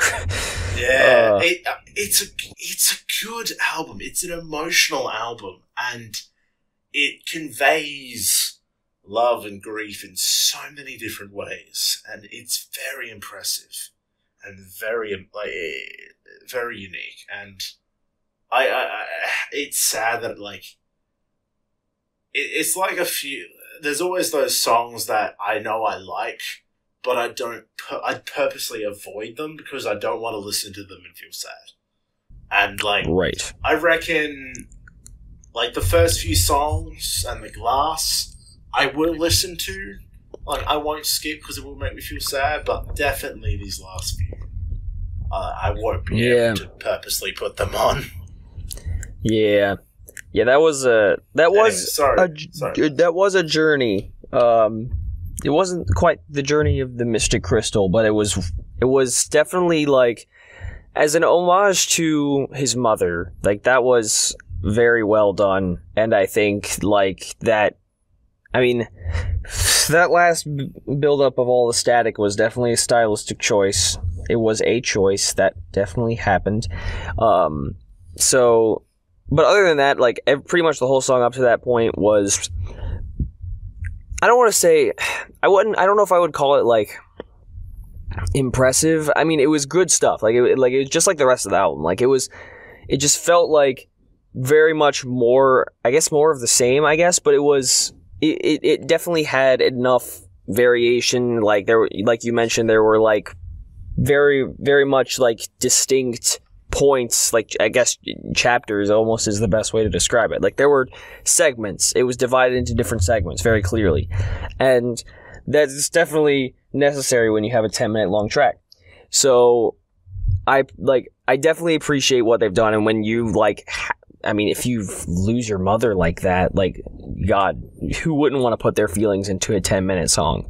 Jeez. Like, I'm very fortunate. I'm, like, even, I mean, I'm not any old man or anything. I'm not getting on, but, like, I'm very fortunate to, like, have not really lost any family members that were especially close to me. Like, pretty much all of my family that I've had since I was a kid is still alive, minus, like, a few that I never really talked to. Like, I don't really even know the actual feeling of losing someone, especially a family member who's very close to you. Like, I don't know that feeling at this point in my life. So it's something that, like, it's almost like I'm afraid of it. And part of the reason is that, like, part of the reason I was so, like, I don't want to, like, face that almost. That's a little deep, but, like, I just don't want to face that yet. Like, cause I've never had to. And I don't know if I'm ready for it. And it's scary. And that this song really embodies that grief, I think. I mean, I wouldn't know, like I said, but it definitely embodies that. It feels like it. So, and I can only imagine, like, that pain, and it must be horrible. But yeah, that was a very, very emotional song, and I appreciate what they went for here. But I don't think I'll ever come back to it. No, so. Like, that's, again, like, the message was clear, but it's just one of those tracks that, like, yeah, I won't come back to. I don't. There's never been a real moment in my life where, even when I've been really down in the dumps, where I've thought I could listen to a 10-minute song about losing someone close to me. Like I've never just. That's not something that would ever come to me. So that's the unfortunate effect of this sort of thing is, like, yeah, I'm not going to come back to that song, but I appreciate the message it told. Despite all those gosh darn teachers interrupting, I Unbelievable. Still got the message. And yeah, it gave me it gave me those memories. So yeah, that's nice to reminisce, because, like, especially, like, because that person I spoke of, they weren't family, but they were one of those constants. Like, I knew them for years. They were in my life for years, and it's that feeling, like, you're not used to losing that, and then then eventually the years continue. And then they're not in your thoughts every day anymore. But then when you're reminded of them, you, like, it just hits different. And I don't know, that it took me there again. And I haven't felt like that in a while. So that was a very emotional. That was a roller coaster. All right, we have one song remaining for this album. Holy shit! Longest, from the looks of it, second longest. Rest and 5.5 more minutes of agony. So let's just jump into it. Make it worse. All right, playing the final track in 3, 2, 1, go. Where's the song? Oh. There it is.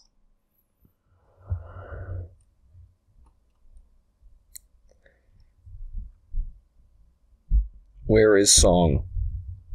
It vanished. Poof.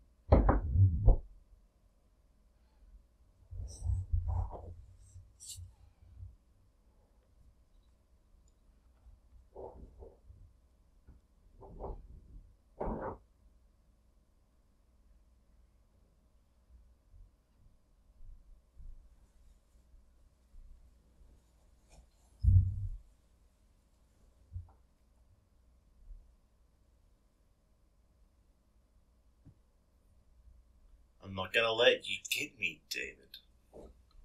Remember how I said it was gonna make it worse? Yeah, you were right. And I'm not letting David get me. Oh, what am I kidding? He's gonna get me. David's got that knife and he's gonna fucking plunge it into me.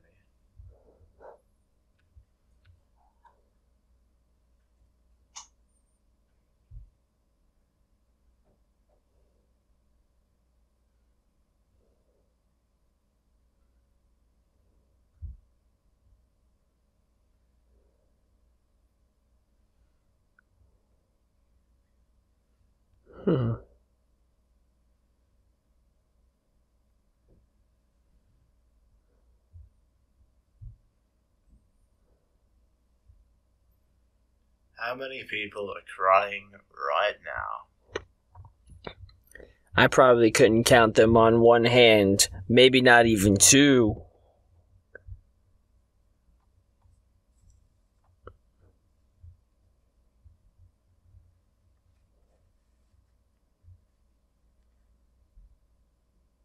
Ooh. Fuck! That scared me, bro. Holy, I actually jumped. Whoa! Holy shit. David, man, buddy.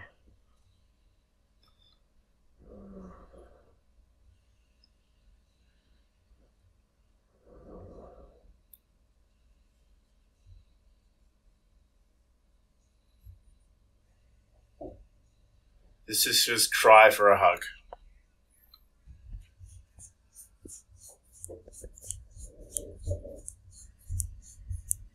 Oh.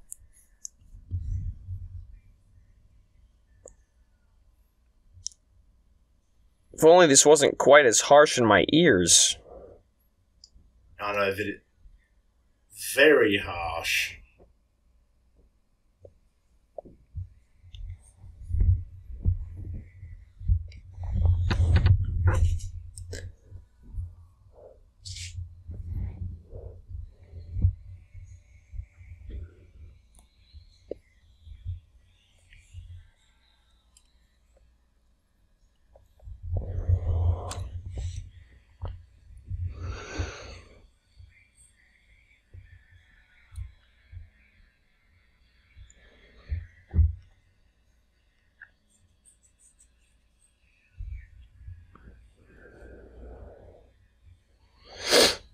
All right.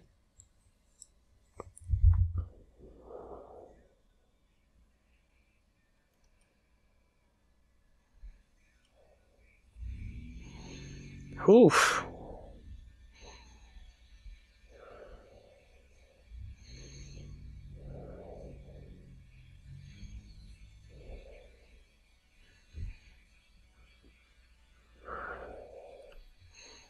My ears are in pain. Wow. It's a very interesting sound. It's still quite harsh.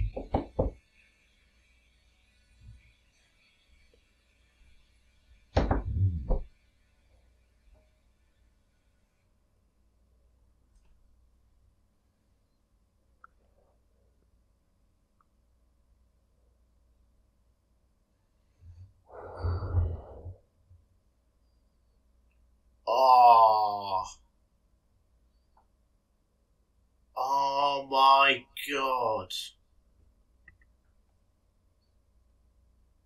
In the warm Virginia sun, that's the name of his mother.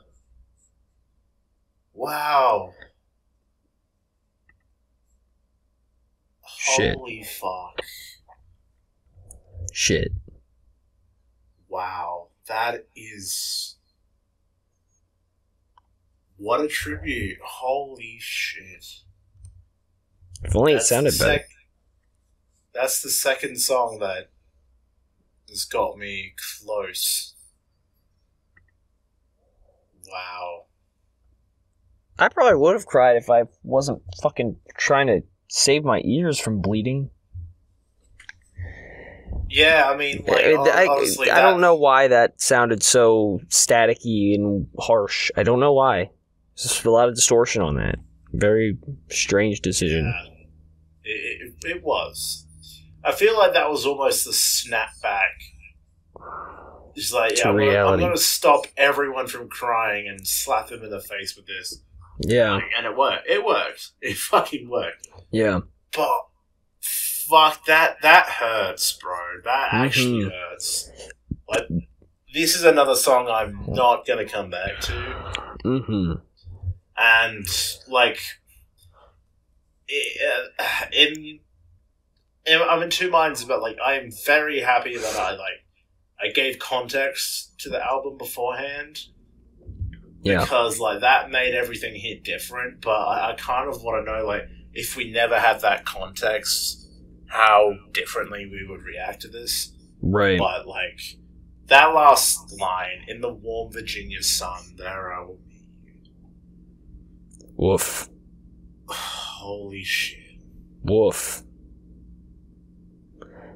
As someone who grew up in the warm Virginia sun, I gotta say, it's not a bad place to meet up.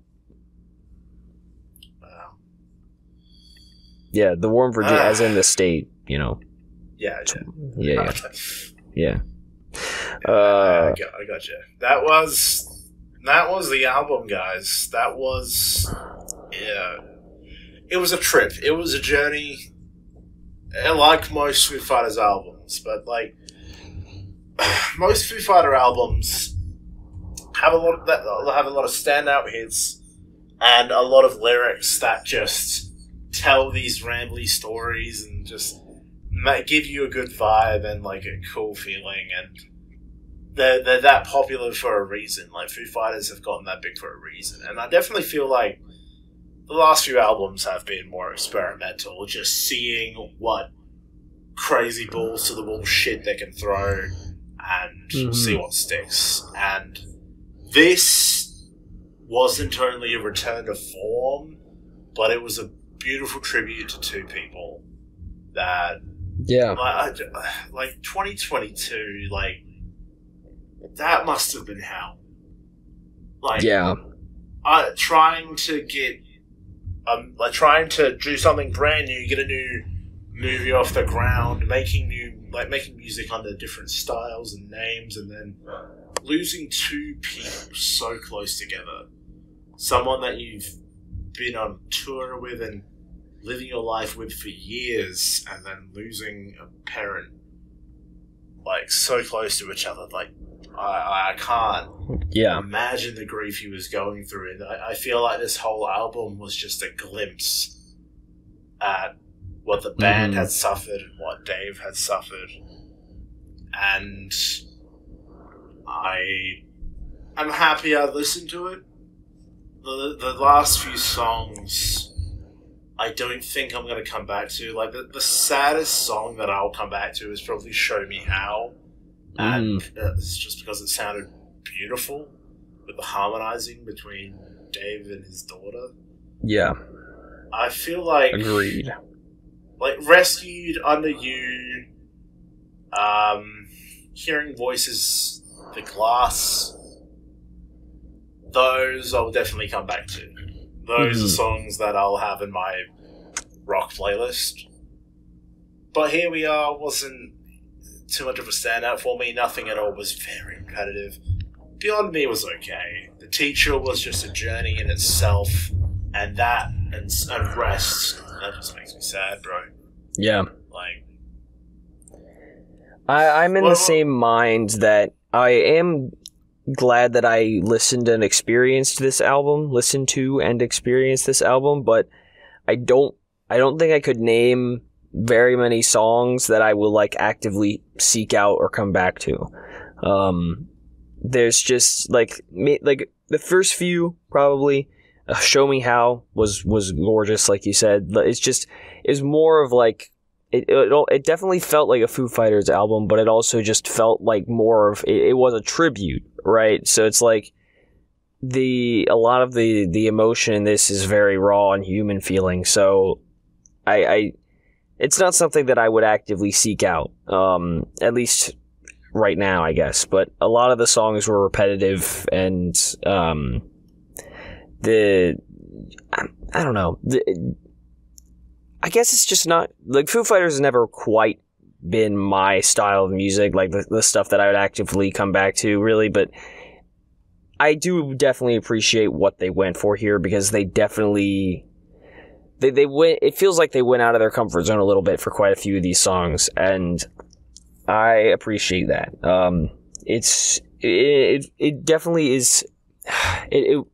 It felt warranted, because that's a huge event. Like, there are a lot of things that happened to them this past year or so that they had to go through and endure. So, fair enough. I like I said, I appreciate what they did here, and it was a good album. I think it's just not something that I think I'm going to come back to very much.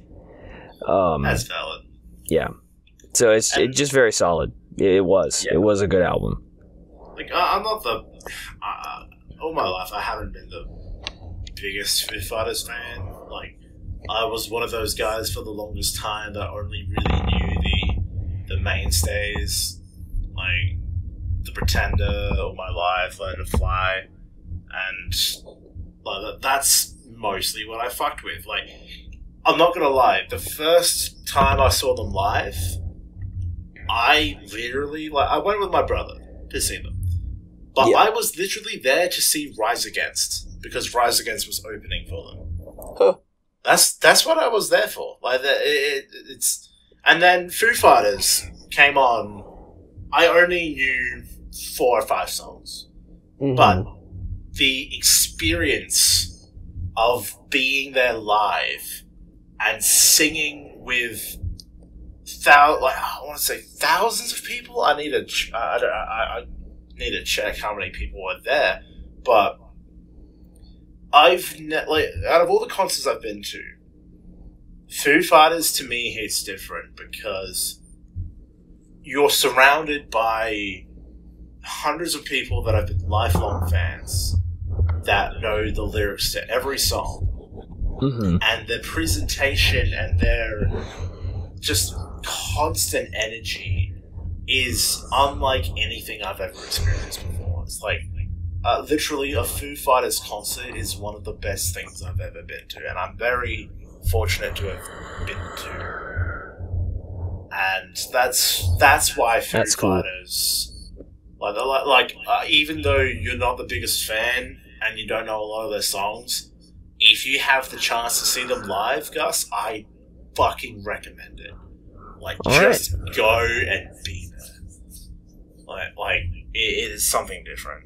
Like I remember the second time I went, I remember there was a few things that stood out to me. Like, one of my brother's mates got annoyed that I was trying to record some parts of it, because it's like, just be in the moment.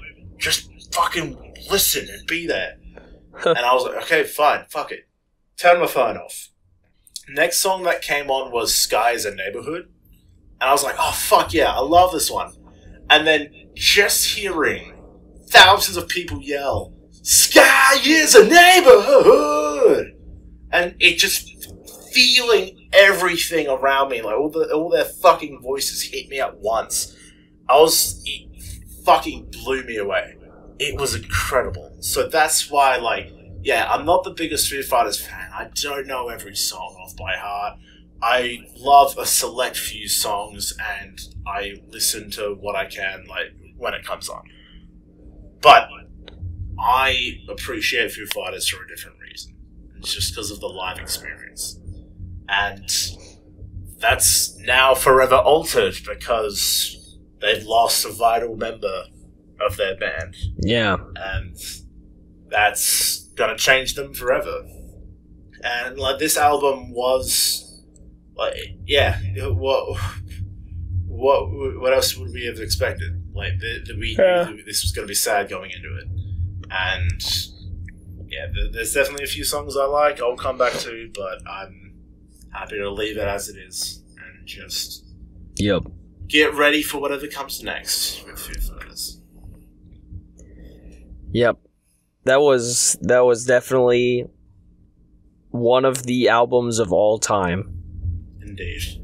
Indeed. All right. But yeah, like, I feel like it's the same. I'm sure, I don't remember what happened when we did Medicine at Midnight, but I'm sure I probably, like, my assessment was generally the same because I don't listen to Foo Fighters much. So I do feel a little bad about that. Like, I don't have much to add, really. But, like, what do you want me to add? Do you want me to make more Nickelback jokes? Because, like, I could. But, like, you know, it's just what it is. Like, it's a very much an emotional thing that is dedicated to two very important people in the front man's life. And even one of them for the whole band. So, like, that is, I do kind of wish there was one song where that kept the whole thing, like, the thing with the everything except the drums. That would have kind of hit up very different. But, man, yeah, this it was very, very cool. So, like, how they expressed it and how they put it into music. Good stuff. I agree 100%. I wish it was just one song that had no drums. Yeah. That, like, dude, would have made people fucking shed millions of tears, bro. Yeah. I can see it. Alright. Well, thank you all so much for listening. If for whatever reason you decided to tune into this album through us, we're sorry. Or why? Like, yeah, sorry for the tears you shed. Yeah, like, I don't know why you would have chosen to, like, listen.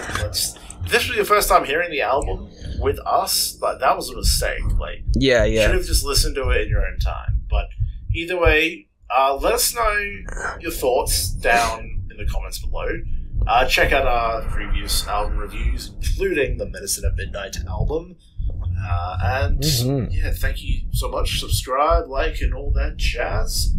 We've got more album reviews coming soon from more artists. And there will be plenty more Nickelback jokes to go around. I love Chad Kroeger. Yeah, he's a good guy. He's a legend. What a legend. Thank you all so much for listening, guys. We'll catch you